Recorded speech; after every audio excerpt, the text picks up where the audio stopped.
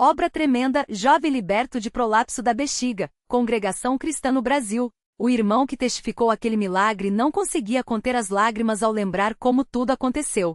Ele mesmo havia levado o jovem até o hospital, onde os médicos, após exames, confirmaram o prolapso da bexiga, uma condição dolorosa e que exigiria cirurgia de urgência. As palavras do médico ainda ecoavam em sua mente: isso não se resolve sozinho, e se não operar rápido, pode haver complicações graves. Mas o irmão, mesmo abalado, não perdeu a fé. Ele se ajoelhou ali mesmo, no corredor do hospital, e orou em voz baixa, mas com uma convicção que só quem conhece o poder de Deus pode ter: Senhor, tu que saraste os enfermos nos dias dos apóstolos, que curaste os cegos, os coxos e os leprosos, olha para este jovem. Não é pela nossa justiça, mas pela tua misericórdia. Se for da tua vontade, restaura-o agora para que muitos vejam e glorifiquem o teu nome. Enquanto orava, sentiu uma paz tão grande que soube, no mesmo instante, que Deus havia ouvido. Não era uma esperança vã, mas uma certeza que só vem do Espírito. Quando voltou para a sala onde o jovem esperava, já com o rosto marcado pela dor e pelo medo, o irmão lhe disse: Meu irmão, Deus é fiel. Não temas. Vamos confiar nele até o fim. O jovem, embora abalado, assentiu e juntos, antes mesmo de saírem do hospital, pediram ao Senhor que confirmasse sua palavra. Não era uma oração de barganha, mas de entrega total. Faze, Senhor, como achares melhor. Se for para a tua glória, sara-o agora. Se não, dá-nos força para passar por isso. Mas Deus, em sua bondade, tinha um propósito maior. Naquela mesma noite, durante a reunião na congregação, o jovem foi levado pelos irmãos para ser ungido com óleo, conforme a palavra do apóstolo Tiago. Alguém está doente? Chame os presbíteros da igreja, e estes façam oração sobre ele, ungindo-o com óleo em nome do Senhor. TG 5h14. Não foi uma cerimônia, mas um momento de quebrantamento. Os irmãos mais velhos, homens de oração, impuseram as mãos sobre ele e clamaram a Deus com lágrimas. Um deles, um servo de muitos anos na obra, exortou: Irmão, crê somente.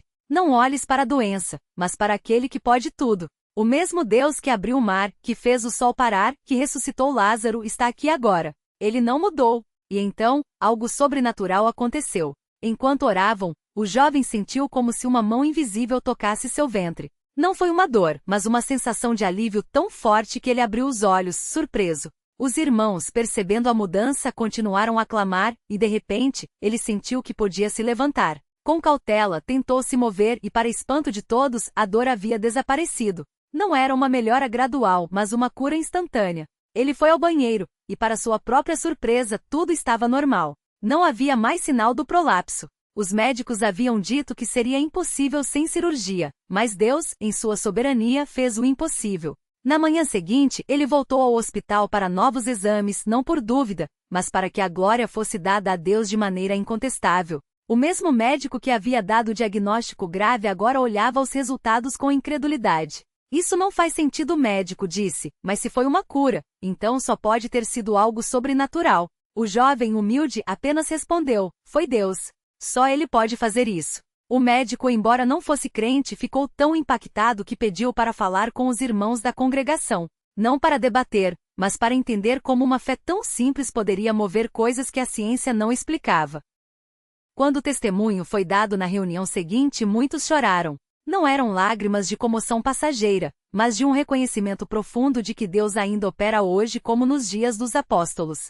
Uma irmã, que há anos lutava contra uma enfermidade crônica, se levantou e disse: se Deus curou este jovem, Ele pode me curar também. E assim, na mesma noite, ela foi ungida e semanas depois, também recebeu sua libertação. Não foi um caso isolado, mas o início de uma série de milagres naquela região. Doenças que os médicos davam como incuráveis foram embargadas pelo poder de Deus. E tudo começou com a fé de um jovem que, mesmo diante de um diagnóstico assustador, escolheu confiar no Senhor. Mas o mais lindo não foi apenas a cura física, mas a transformação espiritual daquele jovem. Antes do prolapso, ele era um crente frio, que ia às reuniões por obrigação, sem verdadeiro zelo. Mas depois daquilo, sua vida mudou. Ele passou a ser um dos primeiros a chegar nas reuniões, sempre pronto a servir. Não era mais um espectador, mas um participante ativo da obra. Começou a visitar os enfermos, a orar pelos necessitados, e seu testemunho se tornou uma luz para muitos outros jovens que, como ele, estavam desanimados na fé. Se Deus fez isso por mim, que não merecia, Ele pode fazer por qualquer um, dizia ele, com os olhos brilhando de gratidão. E os milagres não pararam por aí. Alguns meses depois, a mãe daquele jovem adoeceu gravemente. Os médicos disseram que não havia mais o que fazer. Mas ele, que agora conhecia o poder da oração, reuniu os irmãos em sua casa. Não foi uma reunião barulhenta, mas um momento de súplica sincera. Eles oraram a noite inteira, e pela manhã, a mãe acordou completamente restaurada. Os vizinhos que sabiam da gravidade da doença ficaram estarrecidos. Alguns que antes zombavam da fé da família agora perguntavam: como podemos servir a este Deus que faz tais coisas? E assim muitas almas foram ganhas para o Senhor, não por palavras bonitas, mas pelo poder de Deus manifestado em vidas. Um dos momentos mais marcantes foi quando um médico, que havia atendido o jovem no início, foi a uma reunião da congregação. Não foi para questionar, mas para agradecer. Eu não acredito em religião, disse ele, mas não posso negar o que vi. Se Deus está aqui, eu quero conhecê-lo. Os irmãos não o pressionaram, mas lhe deram um Novo Testamento e convidaram-no a ouvir a palavra. Semanas depois, ele estava de joelhos, pedindo perdão pelos seus pecados e recebendo a salvação. Não foi por convencimento humano, mas porque Deus, em sua misericórdia, tocou seu coração através daquele milagre. E assim, a obra continuou. Não com alarde, mas com a mesma simplicidade e poder de sempre. Os irmãos não saíram por aí divulgando o caso como um espetáculo, mas como um testemunho vivo de que Deus ainda age. E isso atraía mais pessoas. Não eram curiosos em busca de sensacionalismo, mas almas sedentas de algo real.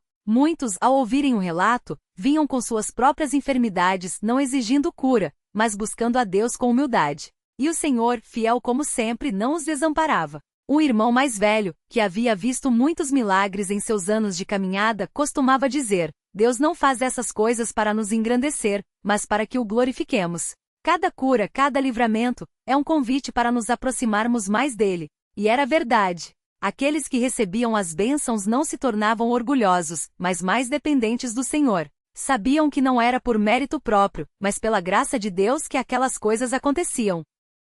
E a gratidão daquele jovem nunca esmoreceu. Anos depois, já casado e com filhos, ele ainda contava aquele testemunho para as novas gerações. Não como uma história do passado, mas como uma prova de que Deus é o mesmo ontem, hoje e eternamente. Se ele fez por mim, pode fazer por vocês, dizia aos jovens, incentivando-os a buscar a Deus com sinceridade.